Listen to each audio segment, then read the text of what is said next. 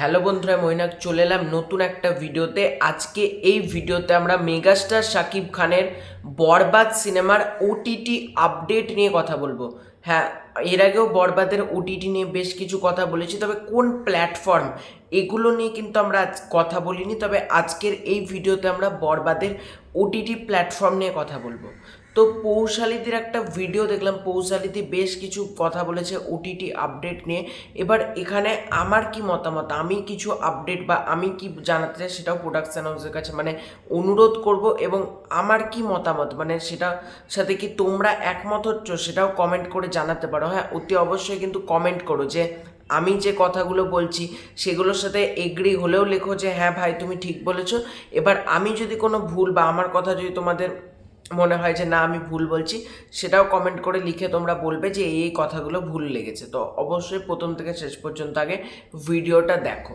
তো পৌশালিদির ভিডিওটা দেখে আমি যেটা বুঝলাম, পৌশালিদি কিন্তু বলছে বরবাদ এমন একটা সিনেমাটা কিন্তু বাংলাদেশের নর্মাল কোনো ওটিটি প্ল্যাটফর্ম ডিজার্ভ করে না। এটা কিন্তু একদমই তাই। বরবাদ সিনেমার ওটিটি রাইট সেল হয়ে যাচ্ছিল, তবে টিজারটা এসেই পুরোপুরি ঘেটে করে দিয়েছে মার্কেট। প্রচুর ওটিটি প্ল্যাটফর্ম থেকে অফার গিয়েছে। ইন্ডিয়ার একটা ওটিটি প্ল্যাটফর্ম, আমাদের ওয়েস্ট বেঙ্গলের একটা ওটিটি প্ল্যাটফর্ম থেকে অফার গিয়েছে। এগুলো নিয়ে আমি তোমাদেরকে বলেছিলাম।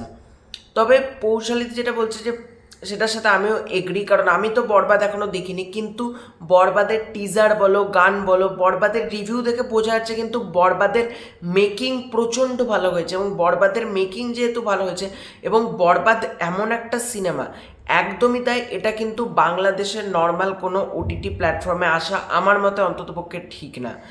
বরবাদ অবশ্যই Netflix, Amazon Prime, Sony LIV এই ক্যাটাগরির ওটিটি প্ল্যাটফর্মে ডিজার্ভ করে। আমি এখানে জিও হটস্টারের নামটা বলছি না, তার একটাই কারণ হচ্ছে দেখো, জিও হটস্টার কিন্তু বাংলাদেশে উপলব্ধ নেই, সেই জন্য আমি জিও হটস্টারের নামটা বলছি না। নেটফ্লিক্স, অ্যামাজন প্রাইম এবং তোমাদের সোনি লিভ, এই তিনটে ওটিটি প্ল্যাটফর্মে আসা উচিত আমার মতে, নচেত হইচই। এবার আমি একটা একটা করে আসছি। দেখো, নেটফ্লিক্স হলো এমন একটা ওটিটি প্ল্যাটফর্ম, তুমি নেটফ্লিক্স তোমার চোখ বন্ধ করে তুমি হিন্দি সিনেমা দেখো, সাউথের সিনেমা দেখো, চোখ বন্ধ করে নেটফ্লিক্স এমন একটা ওটিটি প্ল্যাটফর্ম না, 100 কোটি, 150 কোটি, 200 কোটি, 50 কোটি, 60 কোটি, 80 কোটি এই রেঞ্জে টাকা দেয় নেটফ্লিক্স থেকে। অ্যামাজন প্রাইমও কিন্তু সেম, ঠিক আছে।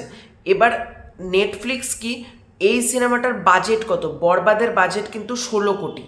এবার 16 কোটি চোখ বন্ধ করে আমি তোমাদেরকে বলছি, নেটফ্লিক্সের কাছে যদি বরবাদের টিম প্রোডাকশন হাউসকে অনুরোধ করব, নেটফ্লিক্সের সাথে যদি একবার যোগাযোগ করে, নেটফ্লিক্স চোখ বন্ধ করে বরবাদকে বেশি নামি মানে কত বলবো, 8 কোটি 9 কোটি টাকা চোখ বন্ধ করে দিয়ে দেবে বরবাদকে, এটুকু বলতে পারি।